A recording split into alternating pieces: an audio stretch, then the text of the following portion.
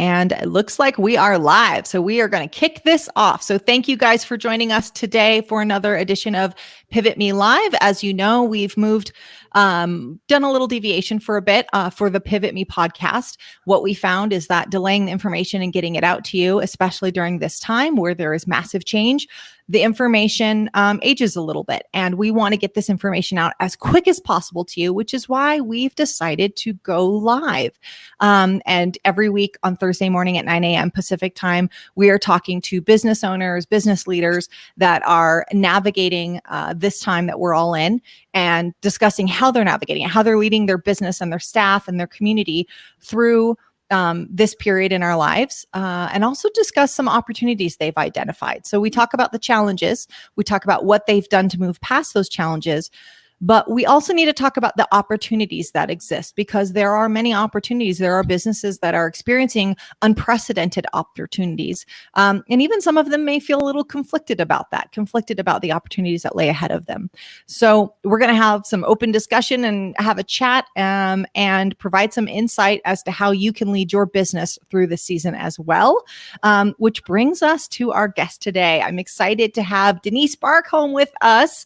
I've known Denise for, well, it's been a few years now. It's been 3 or 4 years. About 3 or 4 years. She is the president and chief inspiration officer at the Urban Market and Gift Baskets. Thank you so much for joining us today, Denise. Thanks for having me on this beautiful morning. I appreciate being here. Absolutely. So, Denise, tell us about what you guys do. Tell us what you do and who you do it for. Sure. So we are downtown Reno's only grocery store. We are I like to describe it as an experiential grocery market. So we are a hybrid blend of a traditional grocery meets specialty, and we have a very strong influence of local vendors. So we carry over 50 different local vendors' products. So we are a small business. It's my husband and I. It's our business. But in soliciting and carrying and representing over 50 different local vendors, we're also spreading the love and creating an environment where consumers can come and find all their favorite locals in one location. But we're also supporting all those folks. So that's really a foundational brick of our concept store.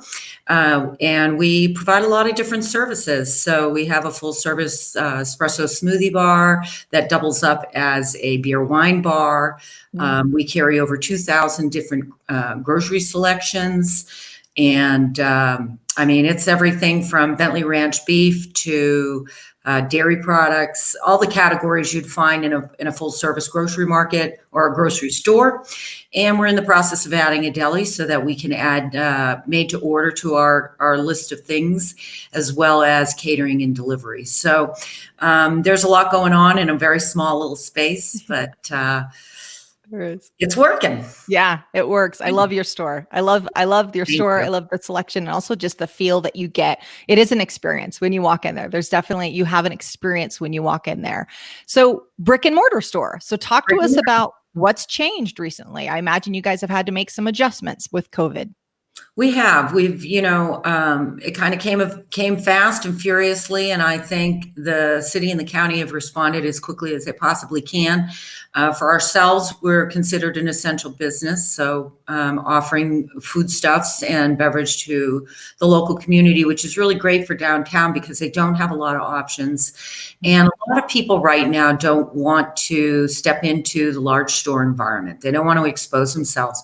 So by coming to our store, they still get the broad selection without the exposure to large groups of people. And so that's working really well, but we have had to eliminate any kind of self-serve. So part of our business model is to allow customers to serve themselves. And we've had to eliminate that altogether. So our staff is doing 100%, whether it's pouring a beverage from the fountain, a coffee, it doesn't matter. So, and we've also had to restrict any kind of congregating on premise. So you can't sit at the tables we have available, and you can't sit at the bar. You just can't congregate inside the space, and you can't eat within the space. So those changes alone are not I'm not sure what the word is I want. They're not hurting us by any stretch of the imagination. I mean, people are missing that camaraderie and that Mhm. ability to congregate, but it's not hurting us. The last most important piece is we've just upped our game on sanitation and cleanliness. I bet. So it's spotless in our store. And that's gets me excited because I'm kind of a clean freak, and clean really works for me. So we are constantly sanitizing, constantly cleaning. And then the last piece is we did adjust our operating hours because we were just finding that since we don't have that early morning rush of people going to work, there's no sense being there as early as we were, and we're not staying open quite as late because by the time 8 o'clock rolls around, the sidewalks have rolled up and downtown is quiet. I bet. Because isn't all, I mean, how much of your traffic is residents that live there versus people that work in downtown? Right. So I would tell you pre-COVID, our demographic was our neighborhood, our community, followed by tourism, Mhm. and then the workforce. Okay. All right. Now it's our neighborhood, our neighborhood, our neighborhood. So, because, with all the businesses and the casinos shut down, there is no tourism traffic. There are Sure. no conventions, there's nothing to draw people to the downtown at this point. We'll see what happens as things start to open up.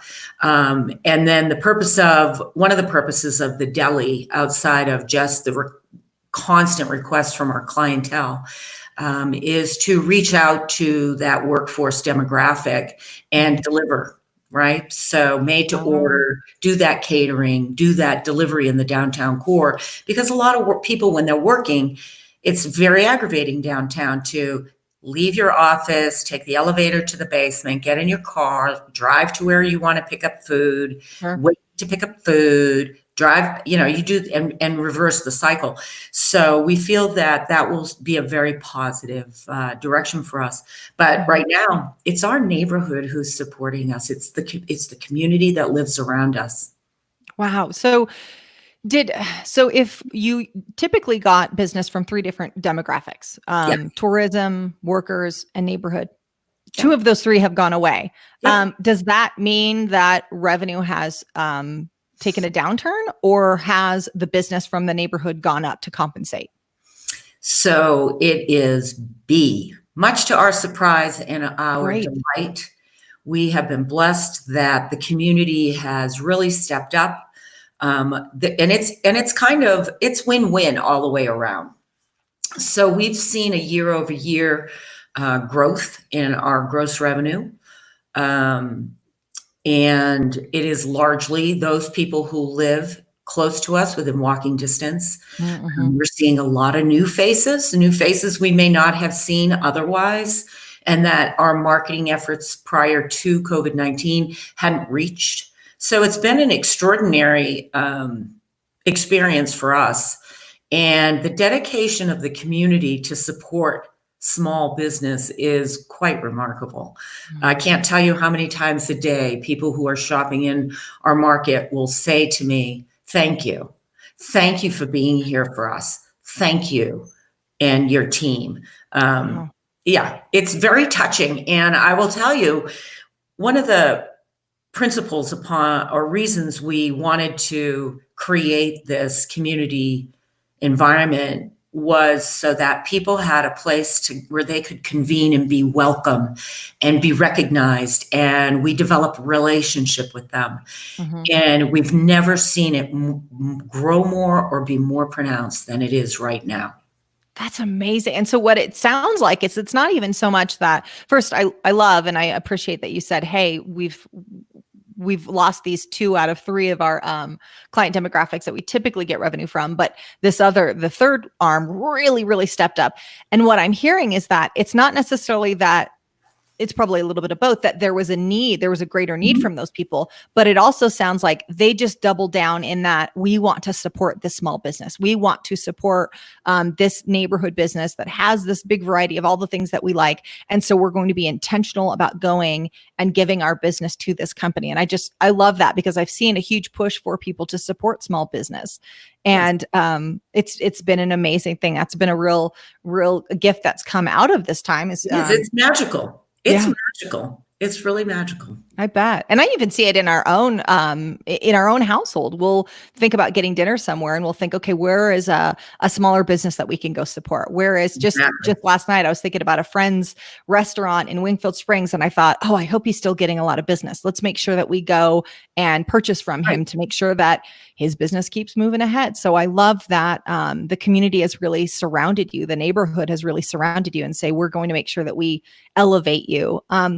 Talk to us about what that's like, because we spoke to a few other business owners that one was we were talking offline about a client that we work with that is in manufacturing, and he is busier than ever. And he said, I feel conflicted. I'm busier than ever. Business is up. And he said, and I feel really bad about that because so many people are suffering. Is that something that you guys face in that your revenues are up and lots of people's revenues aren't up? And if it is something you face, how do you handle that?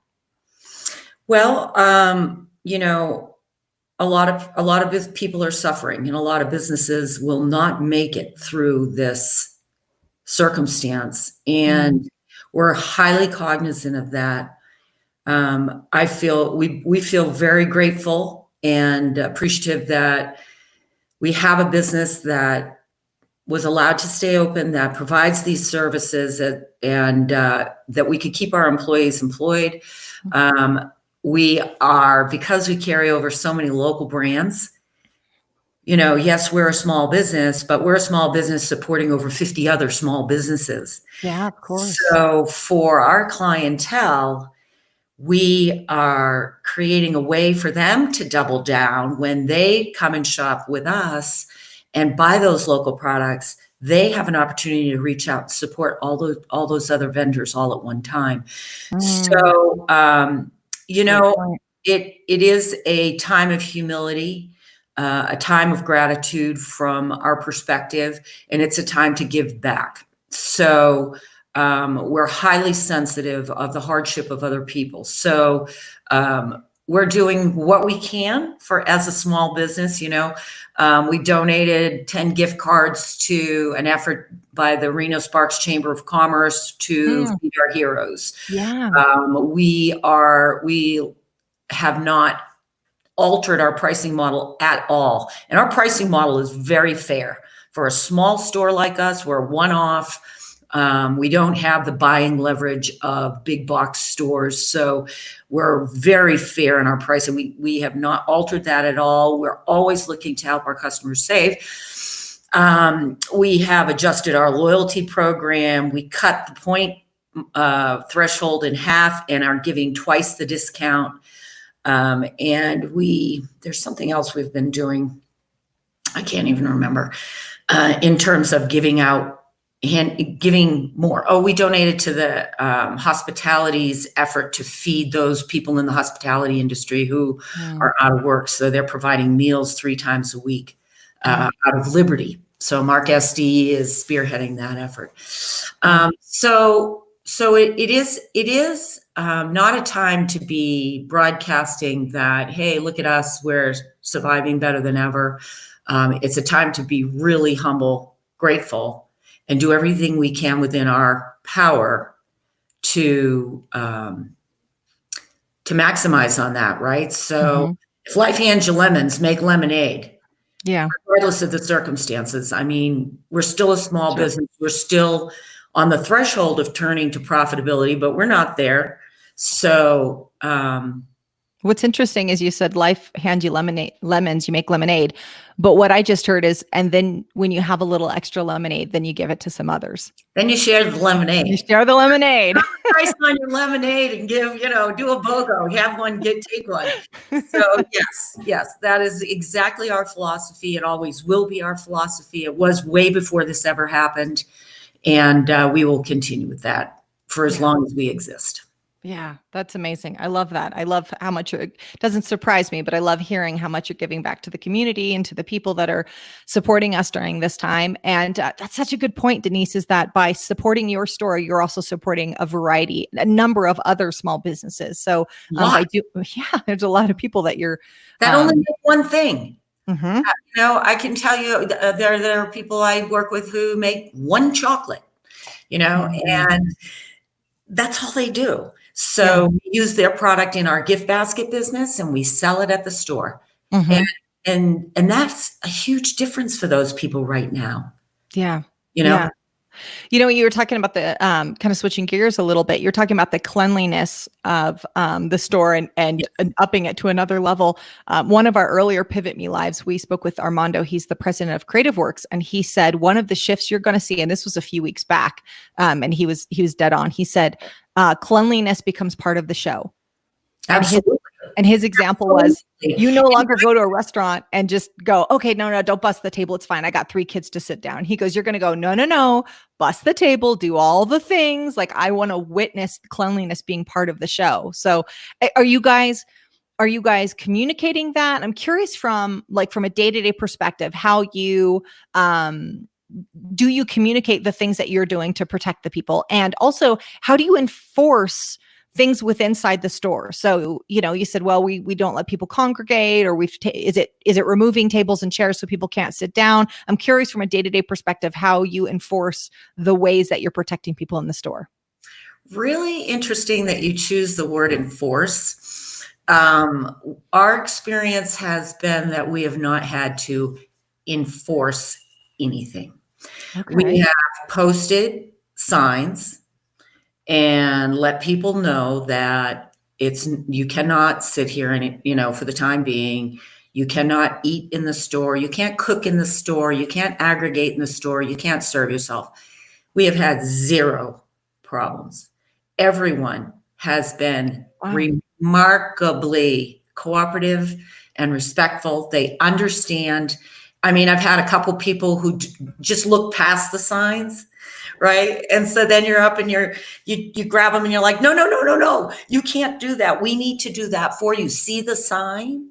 And then Yeah. they're, oh, okay, sorry. I said, look, you just can't right now. We can take care of it. Let us get it for you. And then it's an engagement, right? Mm-hmm. So now I have an opportunity to engage with that customer and find out, hey, what's your favorite? What brought you in? Have you been here before? Or how are things going for you? What can we do to help? So, but we really have not had to enforce anything. Oh, It's that's been wonderful. incredible. I really Yeah. expected a lot more aggravation than we would have. And as far as communicating that, cleanliness has always been a high standard for me personally. So it's just the way we operate. The one change we did make is we changed our sanitation product so that it is a stronger sanitation product Mm-hmm. that actually kills any latent coronavirus that might land on a counter or on a surface of any kind. So that just kind of ensures, are we communicating that? Not particularly. We are absolutely relentless with our staff and they know what the standard is. Mm-hmm. So it just really hasn't been a problem. Now, we have not enforced within our staffing. We have masks available for them. Mm-hmm. We're in the food business, so you're always wearing gloves, but Mm-hmm. we allow it to be optional. And if they choose not to, then I'm okay with that, as long as I see them constantly cleaning and washing their hands. And everybody's hands are raw because we're just all washing our hands. Mm-hmm. And so unless a mandate comes down that we absolutely, some people wear masks, some choose not to, some choose to wear gloves. And I'm okay with that because I know the cleanliness standards are being met or exceeded. Mm-hmm. And I'm comfortable with that. Yeah. So what are some of the challenges that you're facing right now? So we've talked about a few of them, but what are the challenges that you faced, and if you've overcome them, how did you overcome those hurdles? Any particular category of challenge? There's so many, right? So we talked a little bit about The cleanliness. biggest challenge is there's only 24 hours in a day and there's only one of me. That is a huge challenge. It is a challenge. That's always been a challenge for me. I think it always will be. Challenges. Okay, so challenges are keeping up with the growth. So we are a a small crew. I think we've got a total of 12 or 13 people on payroll. That hasn't changed. So we're seeing this increase in the movement of inventory, right? So that means procurement has been raised. Sure. And receiving, that's a burden on receiving and putting product away because, we are fully stocked. We, outside of hand sanitizer, Clorox wipes, and paper towels, we've got everything else. So and we're sporadic on those items. So, but the supply chain has remained open. We're fully stocked. We continue to add new products, right? So your volume increases, you're moving more products. So that's a challenge. Mm-hmm. There's the challenge of staffing. We really would like to pick up some more people. And I think right now that with people's concerns, health concerns, coupled with the fact that the federal compensation that's coming out, people are making more money staying at home. That's the bottom line. Mm-hmm. For your staff. Yeah. Okay. For my staff, we lost 2 people who, for health reasons, felt that they were at risk. Mm-hmm. They're still on the payroll. And we anticipate that once things ease up, they may want to come back to work and their job is there. So that's not a problem. Sure. And that was their choice. We have been stable with our staff the entire period, and they've been stellar. They have just been superstars. So we're eternally grateful for that. But it's expanding and getting busier and needing more staff. Yeah. So until the end of July, when the unemployment dries up, this short-term, CARES Act relief for the individual, a lot of people are just making more money staying at home. Mm-hmm. So that will be a challenge. And I think right now, those are probably the 2 greatest challenges that we face. Sure. Just keeping up with the pace of growth and finding the right people to help us take that next step. And I would imagine one of the things that we've heard is that bringing on new people in this time can be challenging as well. So for people who business is continuing as usual, or even they've had an uptick, they're struggling with staffing. They're struggling with interviewing and finding people in this season. Yeah. Have you guys put out, so are you currently looking for more staff right now? We are. And are you finding that people are responding? Using Indeed. Mm-hmm. And it's been, a lot of the folks that we've found have been through Indeed. Okay. We have been through word of mouth, right? So referrals from either our neighbors or current staff. And then we also use Handshake, which is the employment link with UNR, because we hire a lot of college students. So it's great for the kids, and it's a great learning experience. We've been around this kind of a business for over 20 years. So hiring's always staffing is always a major challenge in our business. Always. And you just learn to adapt to it and talk about pivoting. Right. You're constantly pivoting day to day. It's just crazy. So we'll manage this too. Yeah. One of the benefits of growing is that we're able to invest in people more. So is to pay them a higher wage. And our goal would be to get everybody up to $15 an hour minimum, and then have a bonus program, right? So it's kind of like revenue sharing. So profitability. We've done that before. It's a really successful program, and we'll do it again. Yeah.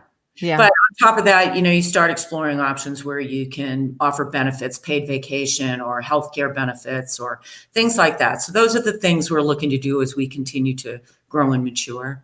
Sure. I'm trying to think if there are any other real big challenges. Getting this doggone deli up and running has been a challenge. But it's okay because, about last fall, we picked up a local gift basket business. So we're now in the gourmet gift basket business. And that, again, time management with that, but we've got a good staff there as well. Fabulous people. And in this time, where there's none of that face-to-face contact, people still want the ones they love and care about to know that they're thinking of them and they want to reach out. So gift baskets becomes a hot item, right? I would imagine, yeah. And everybody's at home with a lot of time on their hands, so they're online shopping like it's nobody's business. It's true. So that's a business that's up for sure. Yeah. So accelerating that, and again, there's only 24 hours in a day, and only one of me, so it's really hard to pull everything together. But it's happening. I'm pretty confident the deli will be ready to open this month. Sure.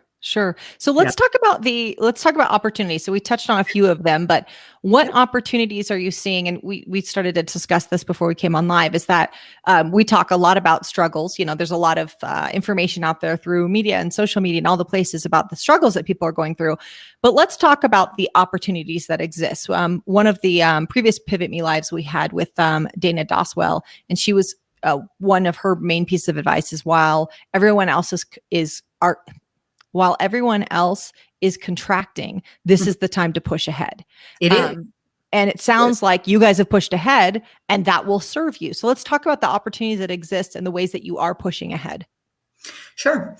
So one of the things we did pre-COVID, because we knew it was going to be necessary, with the advent of the gift basket business, we needed a way to display. So I contracted a local company, House of Reed, to build me custom floor to ceiling shelving. So I have doubled my shelving space by going vertical, right?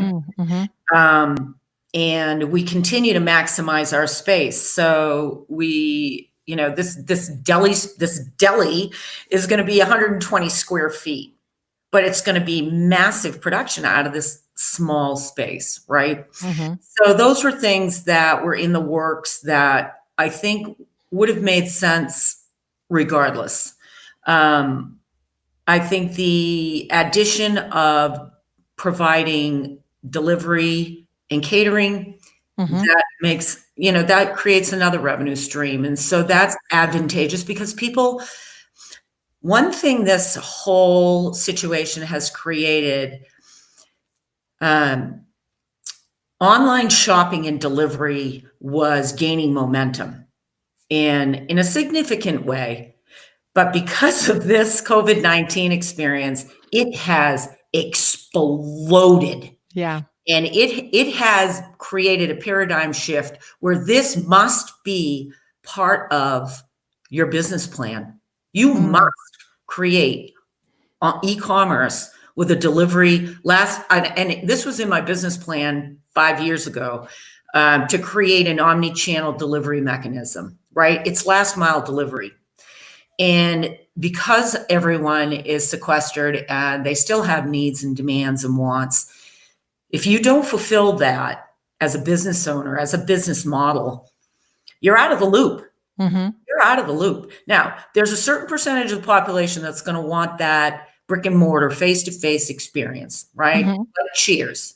Norm, welcome. Here we are. They want to see you. They want to talk to you. There's a certain amount of the demographic that is probably never going to want that again, or very limited exposure to that.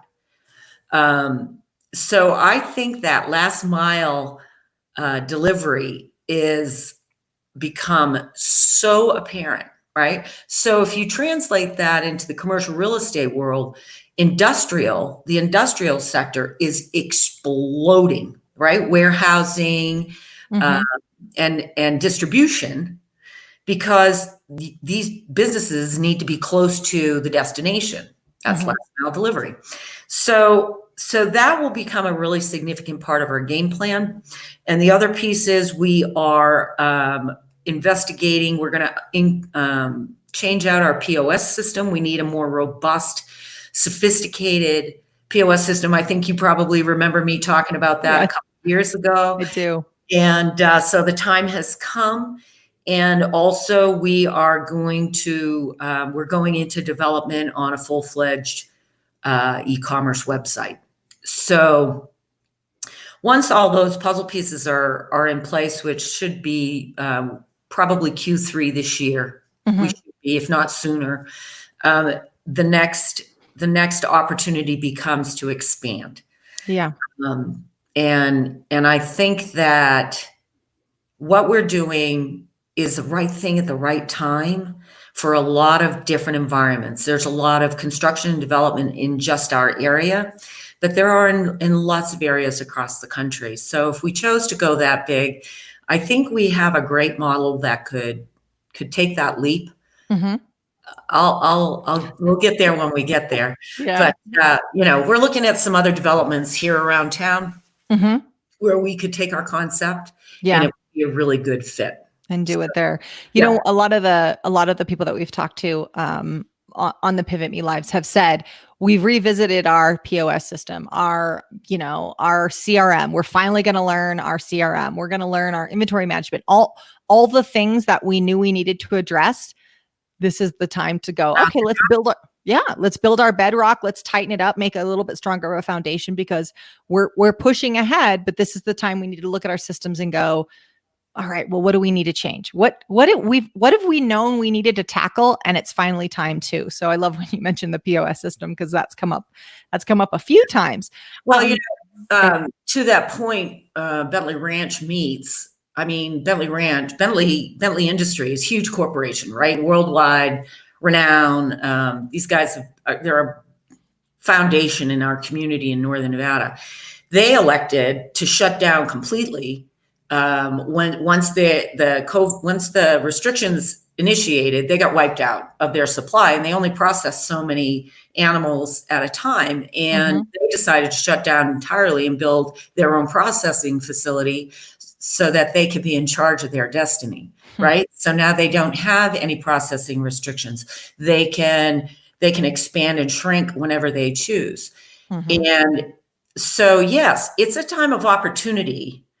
Um, and it's a time to hit the reset button, Mm-hmm. to reflect on what's working, what wasn't working, and then restructure so that you can be ready. Because once the floodgates open, my personal opinion, once the floodgates open, we are going to recover very quickly. I think the economy is going to recover very quickly. So during this time, we talked about this a little bit before. It's a time of uncertainty for many people. How are you? Are you intentional about how you're showing up right now for your team? How you're leading your team? Are you? Some people have given feedback that my team needed a little bit more from me. Maybe they had more questions, or I made sure that I asked them how they were doing, and instead of just, "Hey, how are you?" more specific. How's your family? How are you coping with this time? So talk to us about how you're showing up right now as a leader, and has that changed? I would say I'm a little more hypersensitive about our staff and their needs. Um, we are going to bonus everybody actually today in this payroll period as an added thank you to Mm. say, you know what, we appreciate that you're showing up when you have an excuse not to, and a legitimate excuse not to, Mhm. um, and for doing such a great job, that kind of thing. We are so present in our business on a day-to-day basis, and it's completely open door policy. Mm. So our communication level's always been very high with the staff, and that will continue. I don't see that. It's not a big change for us. We're not like a white collar office environment where you may or may not see your coworkers and interface with them. And ours is a very hands-on business. It requires that leadership on a day-to-day basis because it Yeah. can go sideways really fast, really Yeah. fast. So we're out in the community, and we are actually, a lot of our clientele and our friends will come and see us because they can, right? Because Mm. we're open. They can Sure. come in and they can chat and they can vent and we can laugh and we can whatever. So it's a kind of a source of relief as well. I Yeah. think sometimes I see it in our guests. like, oh my God, here's a place that's kind of normal, Yeah. right? This reminds me of what it was before. And there's relief in that for people, you Yeah. know? I So bet. same thing with our staff. We are on them all the time, just chatting and how's this going and what about that? And, so that hasn't really changed a whole lot for us. Okay. Okay. Has there been resources that you guys have used in times like this, whether it's specific resources or, we talk a lot about in the show about the yes, no list, things that you're saying yes to and things that you're saying no to. So is there any resources that have really helped you during this period? And has there been anything that you've said, we got to say yes to this. This is going to serve us right now? I did take advantage of some of the economic relief that came down through the CARES Act. That's just getting in place right now. I mean, Sure. actually, literally today. Was it the PPP or the Yeah, we did not go after the EDIL. We did not feel that was necessary. And then, we have an outstanding SBA loan, and there's been some additional relief there. So, yes, I did take advantage of that because I think as a business owner, I would have been crazy not to. Yeah. And our model, our size, is the right business to benefit from that. So that allows us to keep our staff happy, keep the shelves stocked. Going back to challenges, that was the other challenge is, you're always a little bit behind the curve when you're growing, right? So you need to have inventory in order to sell, in order to grow sales, but you got to have the money to buy the inventory, etc. So that is a challenge. So you're always chasing that extra dollar so you can have that extra inventory. Yeah. That's a challenge. And lines have changed. One of the clients that we work with has $1 million line for procurement. And unbeknownst to him, he was told, I think 4 or 5 days later, the line just got frozen. Frozen. He had no idea. Access it to it. Yeah. That was a surprise. Outside of our SBA loan, we self-fund. We own all our inventory. So we're carrying probably between our basket center and our store $100,000 of perishables. Wow. Okay, so take a deep breath, Denise. So when you're curating, when I'm curating what comes on the shelf, I mean, you talk about intention. Yeah. Holy smoke. You've got a lot of dogs in that fight. Yeah, and I've got virtually less than 8 months to turn that inventory, or I'm eating it. Yeah. So yes, we're very intentional about that. What was the original question? Because there's more to that. So resources and things that you're saying yes to. Okay. So we recently decided that in order to reach a larger local audience, we joined the Reno Sparks Chamber of Commerce. We felt that was the timing was right, and we want to appeal more to our local audience. So we're participating. We are also members of the Riverwalk Merchants Association, so we're participating there. Just kind of the local organizations that are really part of that take care of your own mentality. And so we say yes to those things a lot. For a small company, I think we do a fairly decent job of giving when we can give. What we are saying yes to is moving forward with some changes within the store to make us more appealing to a broader audience, to continue to stay relevant from a product perspective, and to show that we are trend. We're part of the trend making. We're not followers, we're leaders. Yeah. So I think people really like that. They like to come in and say, "Wow, I like seeing what's new. It's fun. Yeah. It's fun for me." And you brought up a good point, reevaluating the products that you have because your demographic has changed. And so if it was totally tailored to tourism or to workers that only have 15 minutes to pop in and pop out, now you're getting neighborhood people that actually come for some camaraderie. I would imagine you might have to switch up your product portfolio a bit. Even more. We're seeing it more and more.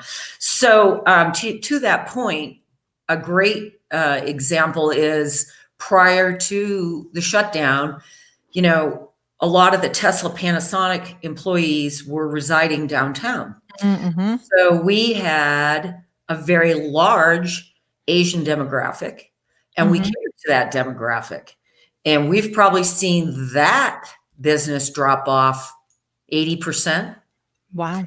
So while we're still carrying those products, there's going to be a shift until we know they come back online. We're having to shift in that area with the product offering, because not as many locals are into fried breaded octopus balls. Not as much of a hit in local Reno. But we have some very unusual products in our product mix, and that's one of them. So you have to, in the food industry, if you are not on top of what is changing and what the client wants, you can be left behind so quickly. And if you miscalculate and you tie up a lot of inventory, that's gonna waste. Sure. That's like burning money. That's such a good point. That's such a good highlight from this show, is reevaluate if your client demographic has changed. So in your instance, it has completely changed. And so be aware, did your clients change, your entire demographic change?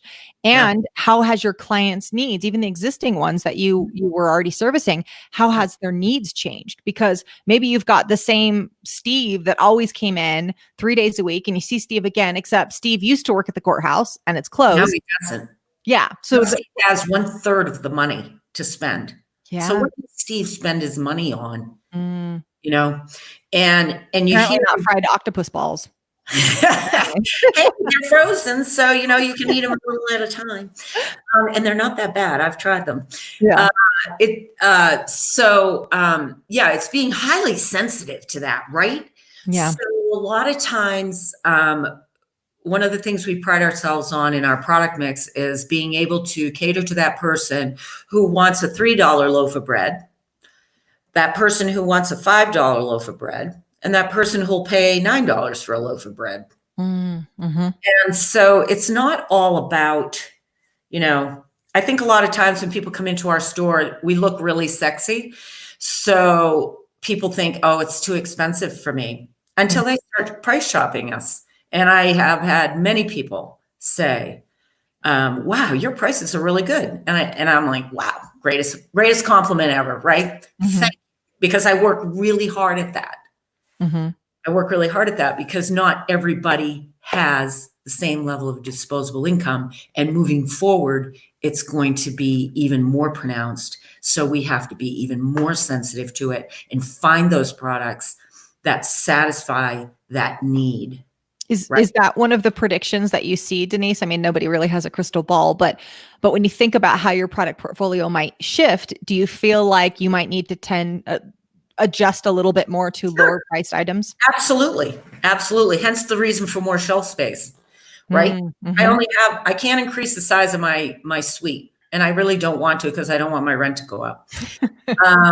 But what I can do is maximize the space that I have and do everything I can to provide that range of products within that space, so that somebody who has limited funds can still shop and get their needs met and feel good about it and know that they're getting quality choices, right?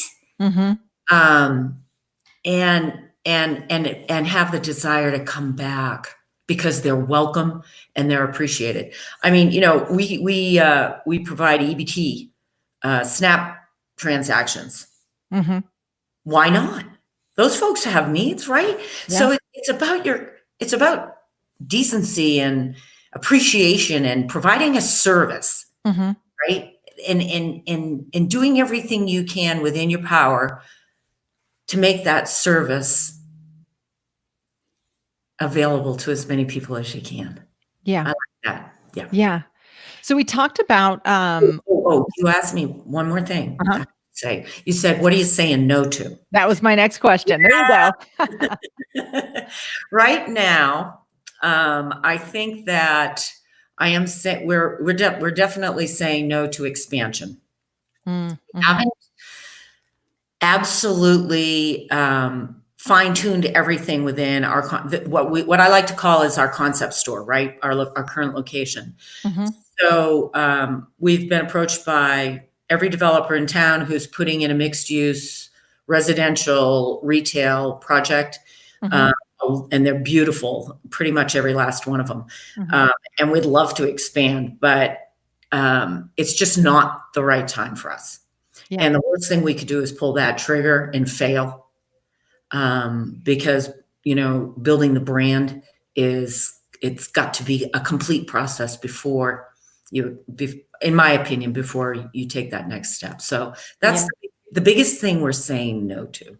Yeah, it's got to be a strategic process, and there is a thing called there is such a thing as growing too fast. Yes, There is such a thing as too much of a good thing, yes. and it's hard because when we're building businesses, we just think growth, growth, growth.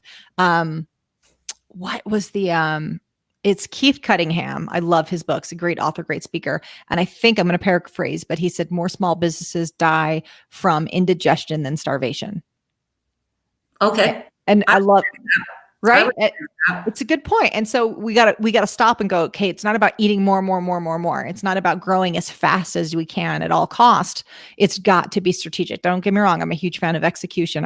Our team's kind of buzzword that we throw around a lot is we practice violent execution. And we do. We do. However, it's got to be strategic. Absolutely.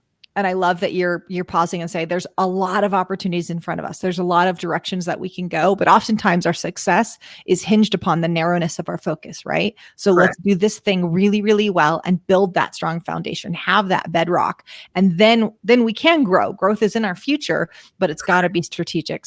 Correct. It's a great share. We've identified locations that will be best suited to us, should we decide to take that next step. Mm-hmm. So I'm not worried about the opportunity Mm-hmm. at all, but the timing is of great concern to me. So, and it's difficult for me because I don't like maintaining. I like creating and building. I know this about you, Denise. Builders doing the same thing every day is really frustrating. Mm-hmm. And so that I have to harness that energy, keep it focused on the day to day, and really streamline the day to day to ensure stability in brand and with the staff, with the clientele, with just everything that goes into it. It's such a there's so many moving parts in the business that I have chosen to create. Mm-hmm. Mm-hmm. I love that you said chosen to create, because it reminds you that that it was a choice. You retain the power, so we don't just feel like we're on this carnival ride and we didn't choose it. No. If as entrepreneurs, we chose this ride. Choice for good, bad, or indifferent. That's so true. Yeah. So most of our listeners are either business owners themselves or business leaders. For those that are listening, both live and on the website after me, at real quick, we'll be posting these obviously at pivot-me.com / I believe it's interviews. We'll drop the link in the show notes, but by all means, you can see both the full video, and then we'll have excerpts from it as well. But for those that are listening, Denise, what piece of advice do you have, words of encouragement, would you share with them? Well, I would say don't be shy about going after every resource that's available to you.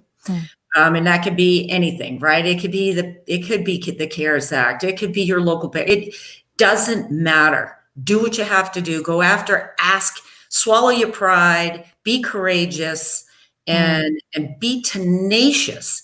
I mean, every small business owner has a dream, or had a dream, started out with a dream. And that dream only dies if they let it die. So people, and when it gets hard, that is when the tough get going. And and you just have to dig in your heels, suck it up, be tough, be tenacious, be determined, do what it takes with integrity to get where you want to go. And resources will present themselves. Doesn't mean it's going to be easy. we've had some really scary times in the last 2.5 years that we've been operating. Really scary times where we could have thrown the towel in for sure. Mm-hmm. And you just dig in. I pray a lot. So I'm a little bit spiritual that way. I'm a lot spiritual that way. I'm not going to lie. But we are tenacious about making this happen.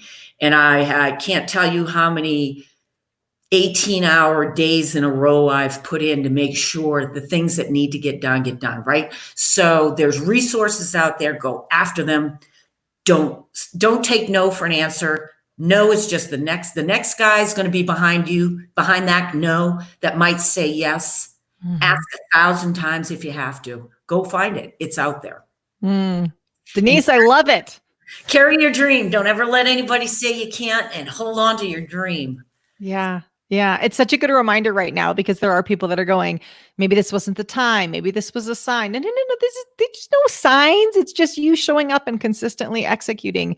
And some days are harder than others, but the hard days aren't necessarily an indication that you're in the wrong place, or you're in the wrong market. I mean, we've got to evaluate. We've got to have honest conversations with ourselves and our staff and our partners. But ultimately, we'll be rewarded for pushing ahead in this season, for showing up, for supporting our clients, for supporting our staff. That will serve us well. Again, what Dana had said is there are lots of people who are contracting, lots of people that are sitting and waiting. And this is the opportunity for us to advance. This is the opportunity to say, well, do I need to change up my product portfolio? Do I need to change up what I'm doing, and be very cognizant of the customer experience? So much of what you talked about, Denise, was creating this really amazing and unique customer experience in downtown Reno. And I love that you talked about that, because that's something we've really got to double down on. We really do. Yeah. It is a ghost town downtown right now. Yeah. We're like a little oasis in the middle of a ghost town. It's incredible. Really good way of putting it. The other thing you just reminded me of too is, typically people contract when they're afraid. And I would suggest to people not to be afraid right now. Be concerned, be aware, and educate yourself. But operating from a place of fear will cause you to contract. Yeah. And whether you think it, feel it, act on it, it's going to impact everything and everyone you touch. So we are emboldening our business, our staff, our minds, our hearts to expand right now. Courageous. We operate from a place of fear. Yeah, that's a good point. When you're afraid and when you're tired, you tend to make poor decisions. Yes. So be very aware when you're in either one of those states. And that's not the time to be reevaluating your life or your business. We're making those big decisions. Yeah, right? Exactly. Denise, I love how you've shown up in the community in this time, how you've supported it, how you've responded to, hey, our client demographic has changed. How do we address their unique needs? How do we bring in products to support them? How do we show up and provide even better customer service? You guys are well known for your customer service, but you've doubled down on it and said, hey, we're gonna take this even one step farther. How do we do that? Now, you've given us some great insight. How do we support you during this time? How do we show up for you and for your business? Well, it's always nice to make new friends. That's how I like to refer to it when people come and visit us. We're seeing a lot of first-time faces, and we're very gracious and welcoming, whether they make a purchase or not, right? Mm-hmm. It's about community, and it's about a place where you're welcome and you matter more than your wallet does. Mm-hmm.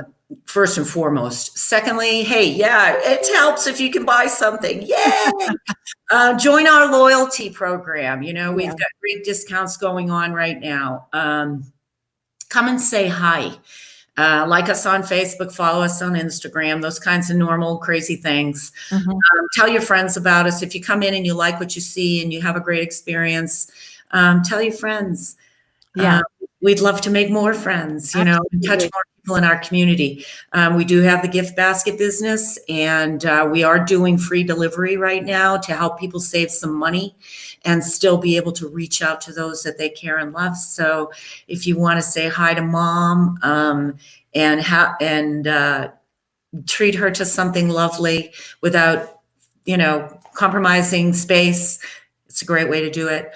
But first and foremost, know that we're there. We're there for the community, and come say hi. Come and check us out. We're not for everybody, but our friendship is. Yeah. No, that's amazing. And Denise, I just got to point out something. Just even in your language, you said, we want people to come and visit us, which is and I point this out because language really matters. You didn't say people to come shop with us. You said visit us. You said friends. I mean, that's just so important. You can tell the kind of environment, the kind of business that you've created, which is what I've experienced every time I walk into your location as well. Yeah, it's true. I'm a fan. But that's important. The language that you're using is so, so important. And I know that you will be rewarded for the way that you show up for your staff and for your clients in this time. Thank you so much for joining us. What, by the way, website URL. So we'll drop it in show notes, but can you share your website real quick? Don't judge. My website has generally been a place card since we opened. It's www.umreno. That's UMRENO.com. Really easy. We are in development to launch a brand new website, and it will be a fully operational e-commerce. We'll start out with deli and gift baskets online, and then we'll eventually evolve into our full grocery line. Hence why we are also looking to upgrade our POS system, because we need to be able to operate on that scale. Mm-hmm. And then on Instagram, we are #TheUrbanMarketReno. So those Wonderful. Are two best places to find us outside of coming through the door and saying hi. Do both for the listeners that are listening, especially people that are in Reno, Nevada. Definitely do both. So Thank you, Denise. Thank you so much for, we know you're busy. There's a lot of things going on. So thank you so much for taking the time to speak with us. Thanks for making me part of your day. Woohoo! All right. Thanks, April. Thank you. Bye-bye. All right. We are on.